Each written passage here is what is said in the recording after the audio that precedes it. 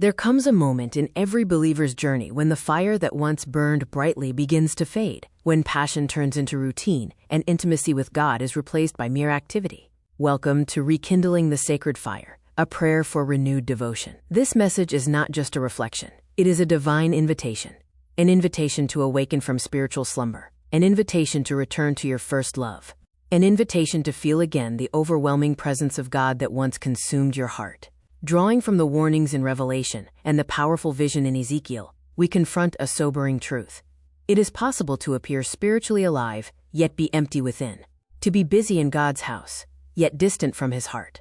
Like dry bones waiting for breath. Like a vine slowly withering without connection. So can our faith become when devotion is neglected. But here is the good news. Your fire is not gone. It can be reignited. This moment is your turning point. As you listen, allow the Holy Spirit to gently reveal anything that has dimmed your passion, distractions, habits, or silent compromises. And as He reveals, He also restores. Stay with me till the end, because we won't just talk about renewal. We will pray and believe God together for a fresh outpouring of spiritual hunger, passion, and intimacy. Your fire can burn again. Fire. All right, let's talk about something that I think pretty much every believer has felt at some point, that sense of spiritual dryness. You know, when you feel like you're just going through the motions. Today, we're going to dive into how to find our way back from that place to a really vibrant faith. And we'll be looking at a powerful prayer for revival to guide us. Okay, let's just jump right in with a passage that is, well, it's pretty intense. This verse from Revelation really gets to the heart of the matter. It can be a bit jarring to hear, for sure, but it perfectly sets the stage for that uncomfortable in-between state we're going to explore. So this idea of a lukewarm heart, what does that actually mean? It's a phrase we hear a lot, but let's break down why this specific in-between state is so significant. And this is where things get really, really interesting. You see, it's not just about being hot or cold. The source material says this lukewarm state, that's the real danger zone. And why is that? Well, think about it. Being cold is, in a way, honest. You know you're far from God. But lukewarm? That's a whole other level of self-deception. And that right there is the trap. It's so deceptive, isn't it? You can be incredibly busy for God.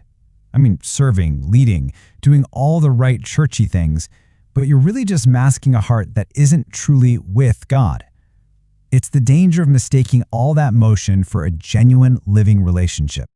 Okay, so if it's that deceptive, how in the world do you know if it's happening to you? It's not always obvious, especially when life is busy. So let's look at some of the clear signs the source material lays out for us. This verse from Psalms, it just paints such a perfect picture of what a healthy spiritual life feels like. It's not about duty or checking boxes. It's this deep, desperate desire for God's presence. It's a thirst. So when that deep, desperate longing for God just isn't there anymore, and if reading through this list hits a little too close to home, that's a pretty clear sign, right? It's a wake-up call that it's time to get real and do an honest self-check. And once we see the signs, the next step is to ask a really tough question. Why? What happened? What put the fire out? It's not enough to just know the symptoms. We have to get to the root cause. And the source gives us a few things to think about. Could it be just plain busyness? Maybe some compromises we've let slip in? Or maybe it's the people we're around, our environment. Maybe it's losing our consecrations, those things we've set apart just for God, like our time or our focus. Finding out what it is for you is absolutely crucial if you want to keep the fire burning this time around. Okay, so this can all feel a little heavy, but here's where the whole thing pivots.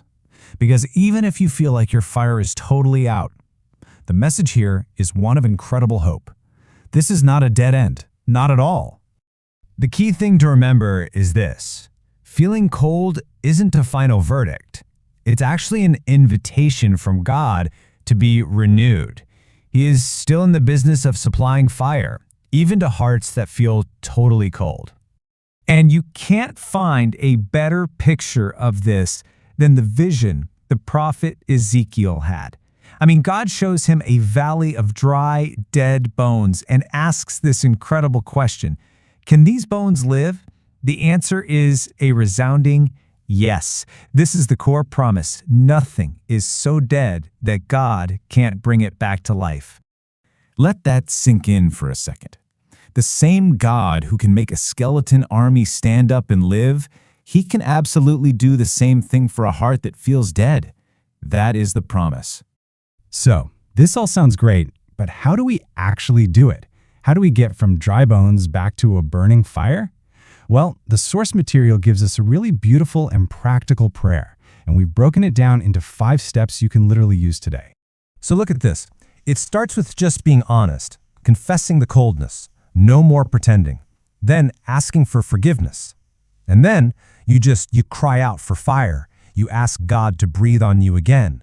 And I love these last 2 steps.